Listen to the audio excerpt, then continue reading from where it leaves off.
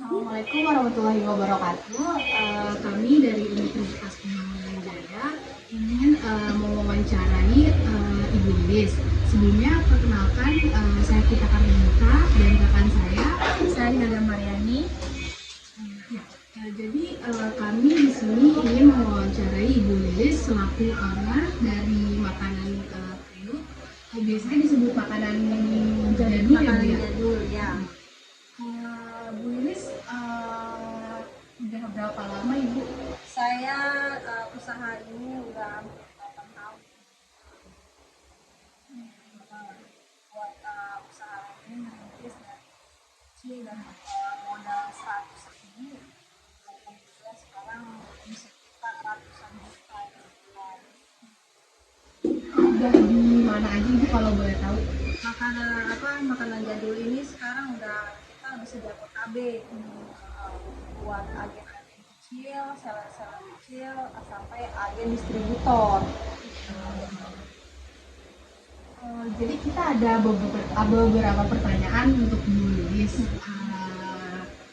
Salah satunya, bisa minta tolong Ibu untuk menceritakan latar belakang usaha ini berdiri. Apa sih yang menjadi dasar Ibu yang membangun bisnis ini?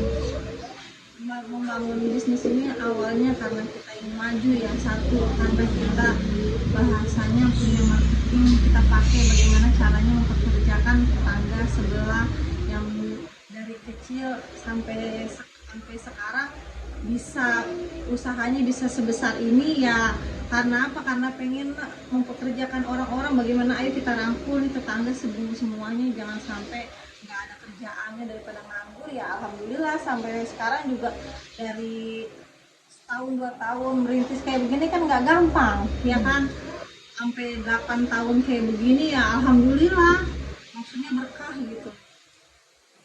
Jadi memang membantu sekitar ya, saudara, tetangga, semua yang bahasa yang kita mampu ya harus bareng-bareng ngerintisnya gitu.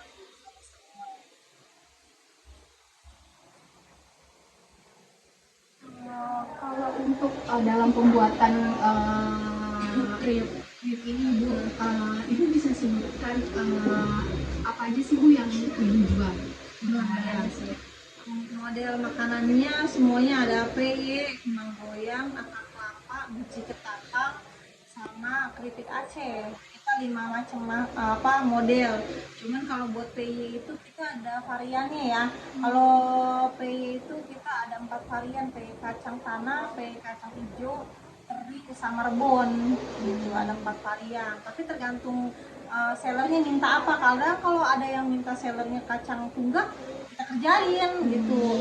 Plus ada yang minta cabai hijau pun ada, cuman kalau misalnya ada yang minta aja gitu, misalnya nggak ada yang nggak dikerjain, misalnya kan jarang peminatnya.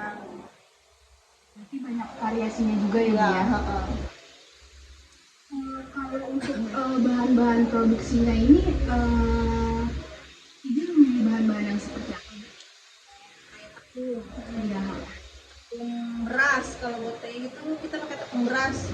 Kalau buat kayak biji ketapang, kembang goyang itu kita pakai tepung terigu.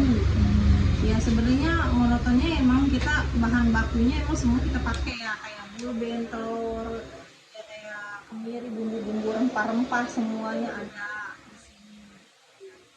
Ya, yang penting mah pelanggan puas dengan hasil kerja kita, makanya dia pakai lagi, dia beli lagi, dia order lagi, sampai bahasanya ya alhamdulillah sekarang omset kita lumayan lah gitu. Kalau misalkan kita ngomongin kayak pendapatan ya Bu ya, tapi kan ini kan emang lagi bulan Ramadan juga ya, jadi kan banyak banget pesanan ya Bu ya. Kalau misalkan kayak di hari-hari biasanya Bu kayak gitu, itu sama juga beda? Bedanya kita kalau misalnya bulan puasa itu kita mainnya topresan. Tapi kalau hari-hari biasa itu kita mainnya kita post yang kemasan.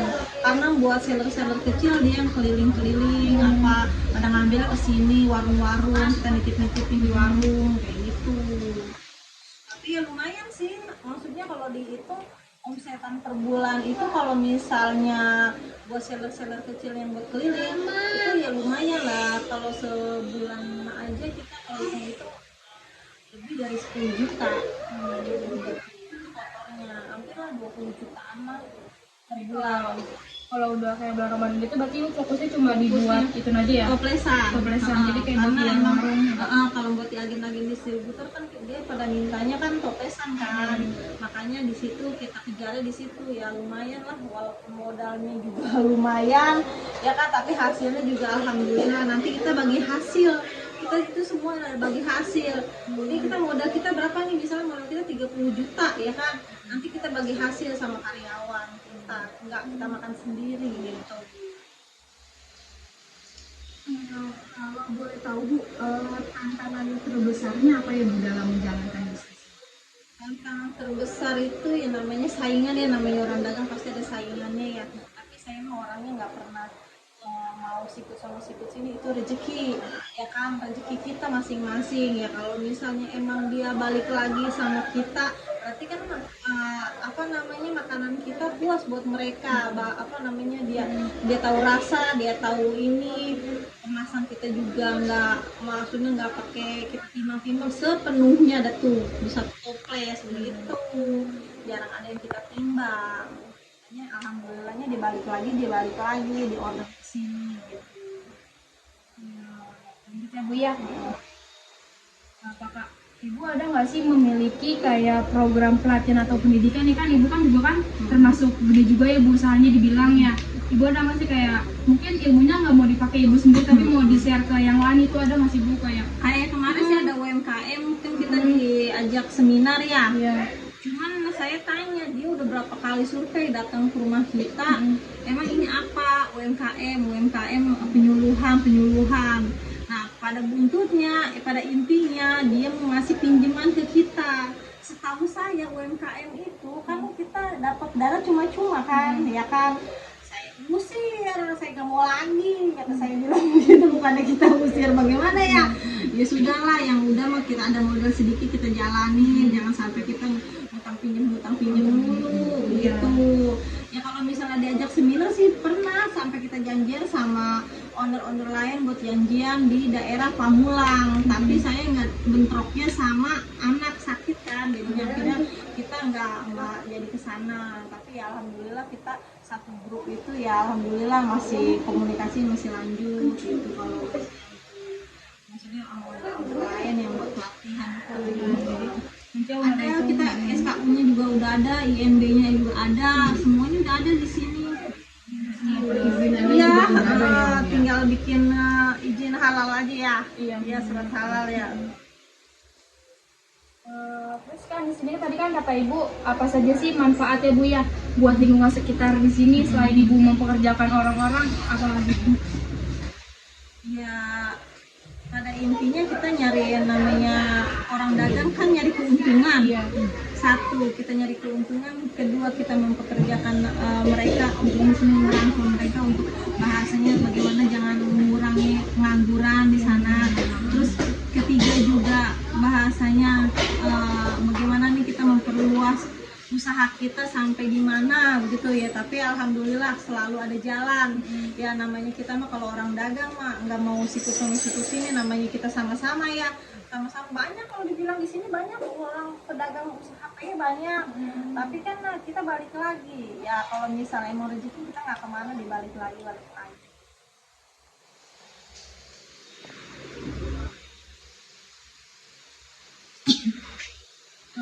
Yang terakhir sih Bu ya, apa harapan Ibu untuk usaha Ibu ini? Harapannya mudah-mudahan biar usahanya manjang, terus yang kerja juga bahasanya kita ya sejahtera lah, berkah, rame-rame di sini ya, biar pada sehat. Nomor satu mah sehat sebenarnya. Kalau kita sehat kan bisa kerja, bahasanya bisa nyari duit. Bagaimana caranya putar otak kita nyari owner lain, seller lain. Ya sebenarnya kalau misalnya dipikir, kalau yang kayak gini saya memang buntunya itu sama sosmed ya. Saya buntu banget di situ karena kita udah capek di dapur. Kendalanya di situ. Kemarin juga ada yang kayak begini, ayo Bu kita pakai TikTok kan begini-gini.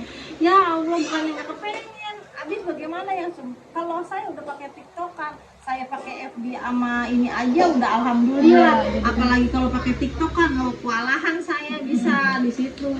Emang kendalanya emang satu ya, kendalanya yang goreng. Susah banget tukang gorengnya buat di sini. Kita tukang gorengnya cuma berdua doang, ya kan. Sedangkan usaha kita panjang dan lebar, ya udah tenaga terkuras habisnya di situ. Kalau buat packing mah banyak di sini yang pada mau. Kalau buat goreng kayaknya itu sih Bu, Ibu kayak lebih banyak melatih gitu apa udah banyak apa pada gagal? Ya sebenarnya kalau dibilang ngelatih sebenarnya pada intinya kemauan. Kalau orang goreng itu sebenarnya ada kemauan, dia pasti bisa. Kalau misalnya udah nyerah duluan, panas lah kan, kalau di penggorengnya pasti panas. Pasti orang pada mundurnya itu di situ, ya kan. Sebenarnya ada kemauan, kalau ada kemauan pasti dia bisa, semua kayak begitu. Saya punya usaha kayak begini ya, dia orang yang mentok itu kita berempat. Kalau yang lain sisanya cabutan bahasanya, kalau ada yang mau ayo, paling sekedarnya, namanya orang kerja kan pada enggak monoton mau di sini aja, pengen nyari yang lebih begitu. Padahal mah walaupun gaji kecil, di sini kita pakai ilmunya, bagaimana caranya lu bisa begitu, jangan bahasanya gua terus begitu. Alhamdulillah sih berkah sih, alhamdulillah di sini.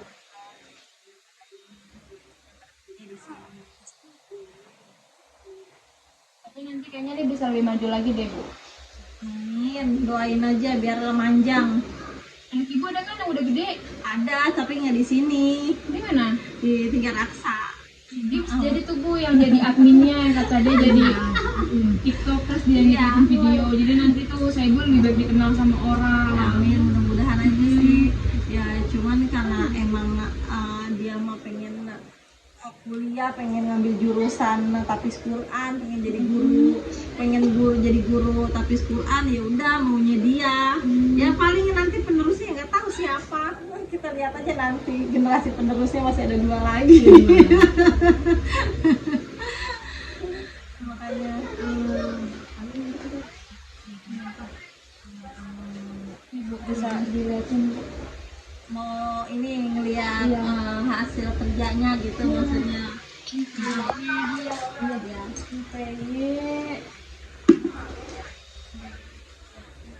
Keripik Aceh.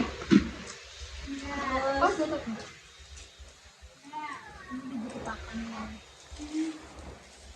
Kembang goyang tadi deh. Kembang goyang. Enggak gitu Bu.